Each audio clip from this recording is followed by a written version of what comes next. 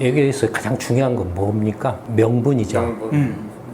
명분이고 그 다음에 또 중요한 건 실익이죠. 그렇죠. 명분과 실익이 외교에서 가장 핵심인데 문제는 지금 이제 노무현 정부 때 일단 정리됐던 그 강제징용 이제 배상 문제. 노무현 정부 때는 이제 1965년에 한일 협정 그 합의 사항에 포함된 거다라고 정리를 했는데 이게 이제 문재인 정부 와서 그걸 다시 뒤집었다라는 거죠. 나아가서 이제 박근혜 정부 때 또 그 합의를 했던 위안부 관련한 합의 사항도 또 뒤집었다라는 거죠. 어느 정도 신뢰 관계가 이렇게 전제가 이렇게 돼야 되는데 그 한국은 정권이 바뀔 때마다 국제 간의 그 외교적으로 합의본 사항들이 뒤집어져 버린다. 이제 이런 식의 이제 그 주장을 한 거죠. 처음에 말씀드린 외교는 명분이라고 그랬는데 문재인 정부가 명분이 없죠. 설득력이 없죠, 일단. 도저히 이제 외교적인 그 어떤 수단으로는 문제 해결을 하려고 하지 않는다, 문재인 정부가. 협의를 하자라고 계속 요청을 해도 일체 그냥 대응을 안 했다라는 거예요. 그니 이게 저 사람들이 우리를 무시를 해? 라고 화가 났다라는 거죠. 아베 정권 입장에서는 뭐 어떻게 보면은 이제 그러면은 방법이 없어.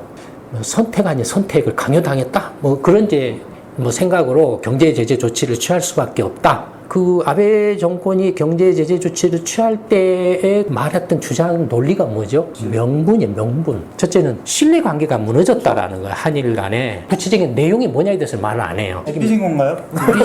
쉽게 얘기하면? 심하게 삐진 거죠. 그 다음에 두 번째 명분으로 내세운 게 뭐냐면 일본이 한국에 수출한 제재를 가한 그 첨단 과학 소재가 원래 이게 전략물자인데 적성국가에 수출을 이제 못하도록 규제가 돼 있잖아요. 특히나 이제 뭐 북한이나 이란 같은 경우는 유엔 안보리 제재 대상 국가이기 때문에 더욱더 이제 문제가 되는데 한국한테 수출한 그 물자들이 제3국 특히 북한이나 이런 쪽으로 흘러 들어가고 있다라고 보여진다라는 거예요. 그건 팩트입니까? 아니면 걔들? 네, 근데 그거에 대한 구체적인 증거는 제시는 하진 않았어요. 근데 그걸 명분 삼아? 네, 그렇게 두 가지 명분을 내세웠어요.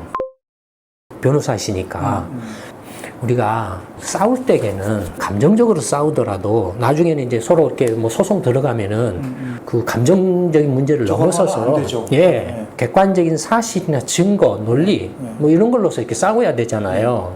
그리고 얻을 게 뭔지 정확하게 밝혀야 되고요. 예. 국가 차원에서 이렇게 다툼의 경우에는 그런 것들이 더욱더 중요해지겠죠. 근데 문재인 정부는 아베 정권이 외교적인 문제로 경제 수단을 들고 나올 줄은 꿈에도 생각을 안 한 거예요. 그런 경제 제재를 취할 때 그로 인해서 발생할 수 있는 실익의 문제에 대해서 생각을 안 했겠냐라는 거예요. 그거 안 하면 바보겠죠. 예. 그러니까 적어도 그런 계산이 끝났다라고 문재인 정권 입장에서는 전제를 둬야 돼요. 그 전제를 두고서 문제를 풀어갈 수 있는 협상 대안이나 뭔가 실마리를 찾아내야 되는 거거든요. 근데 그런 저런 생각 없이 저놈이 나를 쳐?